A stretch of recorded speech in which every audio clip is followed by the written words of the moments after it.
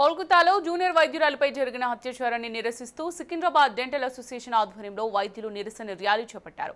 Parade మైదానం నుంచి clock tower వరకు పెద్ద ఎత్తున ర్యాలీ చేపట్టి బాధిత వైద్యురాలికి సత్వర న్యాయం జరగాలని డిమాండ్ చేశారు. వెంటనే కేసులు సీబీఐకి అప్పగించి బాధ్యులపై కఠిన చర్యలు తీసుకోవాలని డిమాండ్ చేశారు.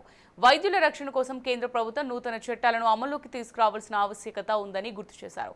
వైద్యుల విషయంలో ప్రభుత్వాలు ఆలోచించి నూతన చట్టాలు తీసుకొచ్చి వైద్యుల భద్రతను మెరుగు చేయాలని వైద్యులు కోరారు. Justice! Your duty! Your duty! Justice! Justice! Justice! Your duty!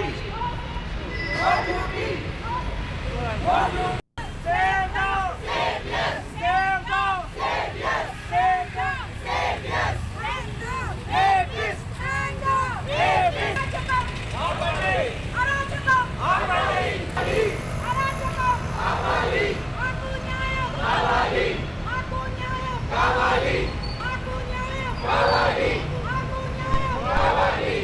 Justice! We want justice!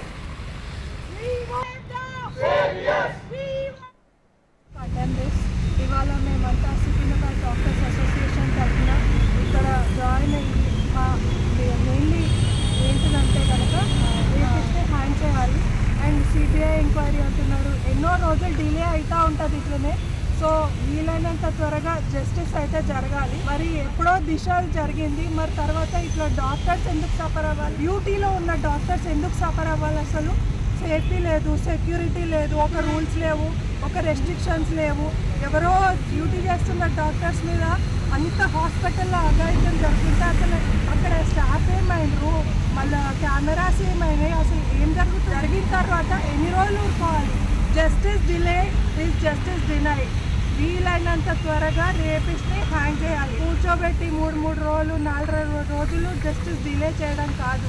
అసలు ఒక్కొక్కడికి మళ్ళీ అంత ధైర్యంగా ఎలా చెప్తున్నారు వాళ్ళు, మేము చేసాము హ్యాంగ్ చేసుకోండి. ఇంకొకడికి కూడా నోరు అనేది రావద్దు, అసలు భయపడాలి. అట్లా ఉండాలి మన సమాజం. ఎంతోమంది త్యాగాలు చేస్తే వచ్చిన స్వతంత్ర భారతదేశంలో ఇవాళ ఇలా జరగడం, ఇన్ని రోజుల తర్వాత దిశకి ఎలా ఎన్కౌంటర్ చేశారో ఇట్లాగే ఎన్కౌంటర్ కూడా చేయాలి. రేపిస్తే హ్యాంగ్ చేయాలి. అందరికీ ఆ అమ్మాయికి అయితే జస్టిస్ జరగాలి. I strongly